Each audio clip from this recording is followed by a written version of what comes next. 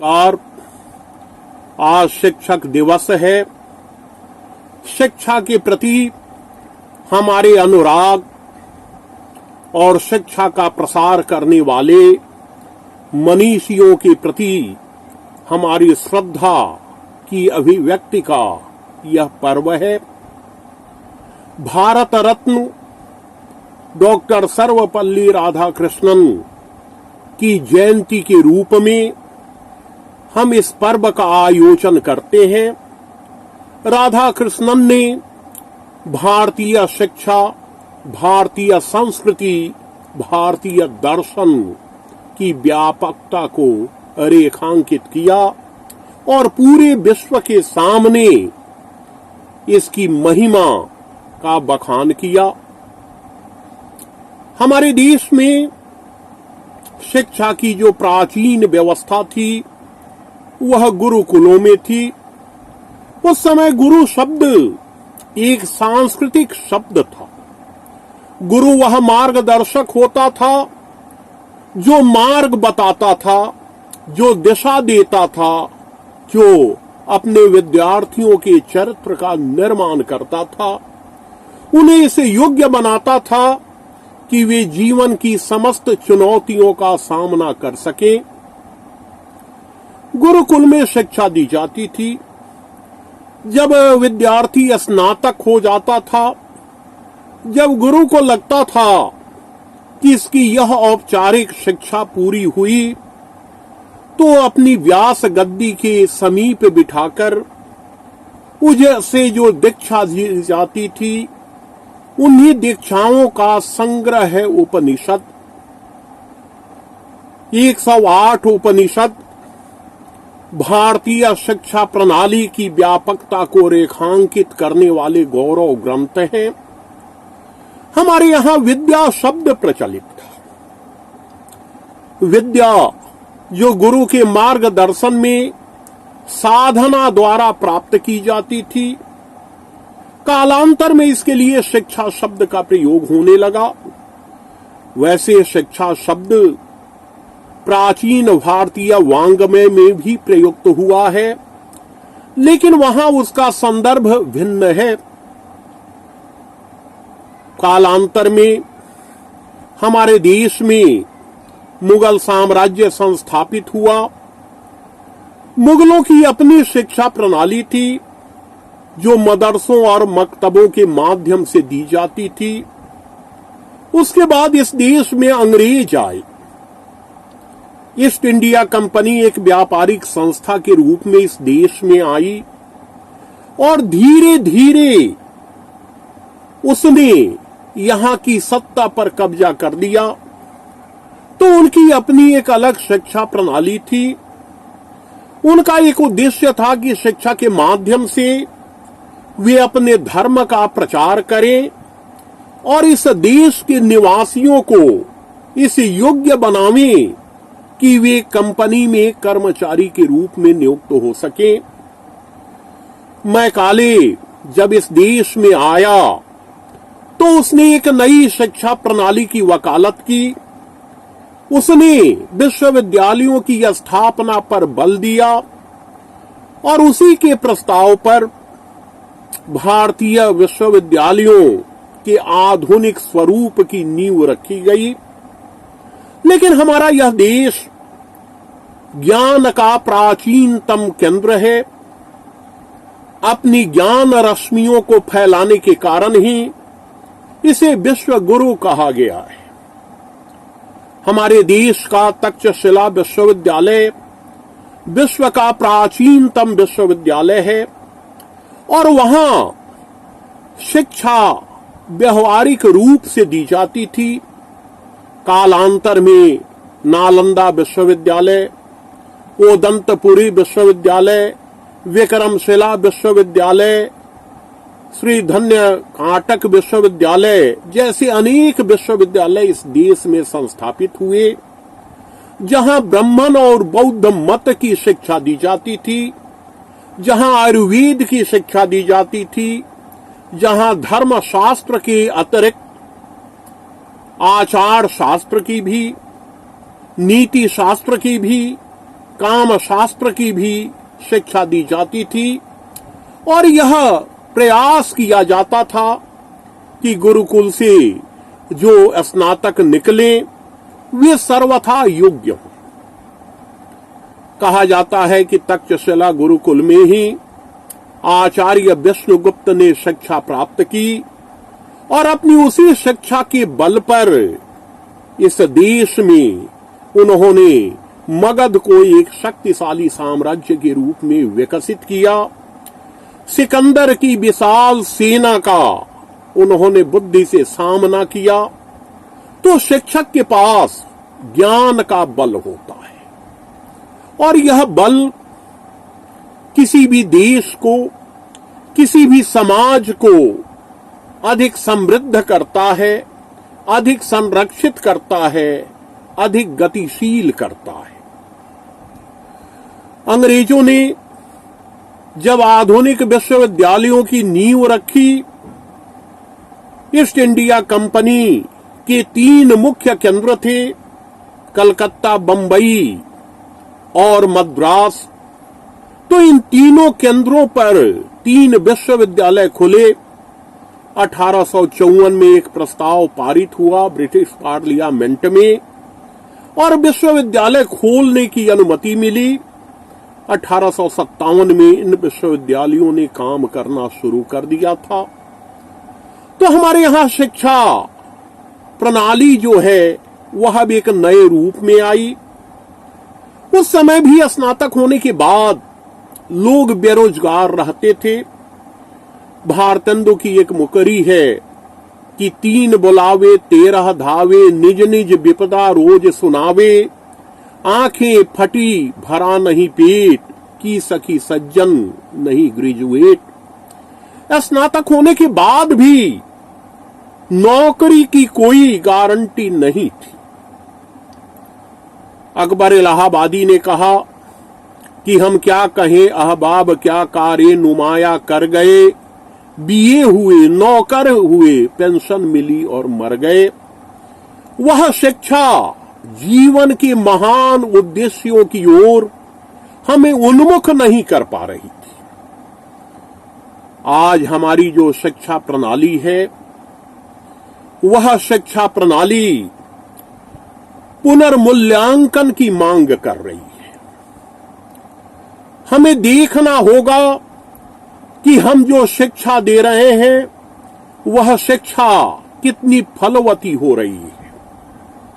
विश्व व्यापार संगठन ने शिक्षा को भी एक उत्पाद माना है। आकर्षक विज्ञापन, ऊंचे नाम विश्वविद्यालयों को महिमा मंडित तो कर रहे हैं, लेकिन उनकी पुरानी गरिमा आज बरकरार नहीं है। गांधी जी ने इस देश की मूलभूत आवश्यकताओं को समझा था। उन्होंने बुनियादी शिक्षा पर बल दिया था। गांधी जी के प्रयास से बुनियादी विद्यालय खुले और वहां शिक्षा बहुदेशीय हुई। वहां कोशिश यह की जाती थी कि हम अपने विद्यार्थी को इसे योग्य बना दें कि उसके सामने आजीविका का संकट नहीं हो। अगर उसे नौकरी नहीं भी मिले तो भी वह इतनी दक्षता प्राप्त कर ले कि वह अपने लिए, अपने परिवार के लिए रोटी, वस्त्र और आवास की व्यवस्था कर सके। लेकिन आज शिक्षक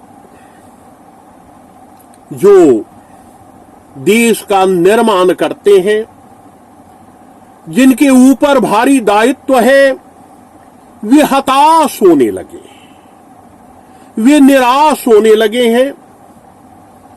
विश्वविद्यालयों में तो वेतनमान ठीक है, लेकिन शिक्षकों को वह सम्मान नहीं मिल पा रहा है जिसकी उन्हें अपेक्षा है। समाज उनके प्रति उदासीन हो गया है। कहीं न कहीं हमने भी अपनी गरिमा खो दी है।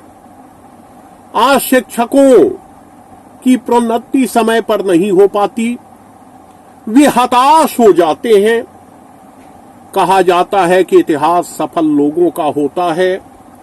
कई योग्य लोग इतिहास के काल चक्र के नीचे दब जाते हैं।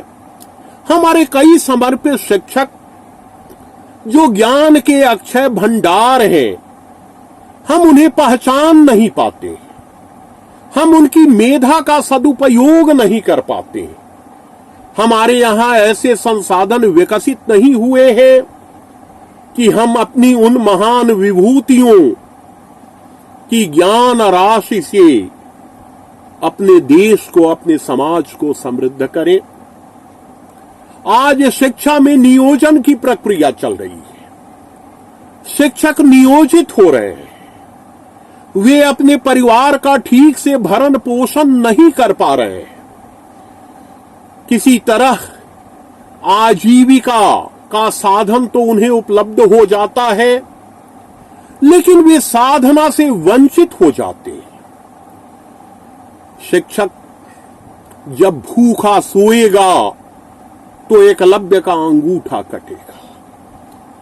हमारा महाभारत जो आर्ष महाकाव्य है, जो भारत का विश्वकोश है, वह बताता है कि द्रोण के पुत्र अश्वत्थामा को जब दूध नहीं मिला था तो उन्होंने गुरुकुल की शिक्षा का नेतृत्व करना, संचालन करना त्याग दिया था और वे राजगुरु हो गए थे। उनकी शिक्षा कुछ ही लोगों के लिए सिमट के रह गई थी और इसी के कारण उन्होंने गुरु दक्षिणा में एकलव्य का अंगूठा मांग लिया था।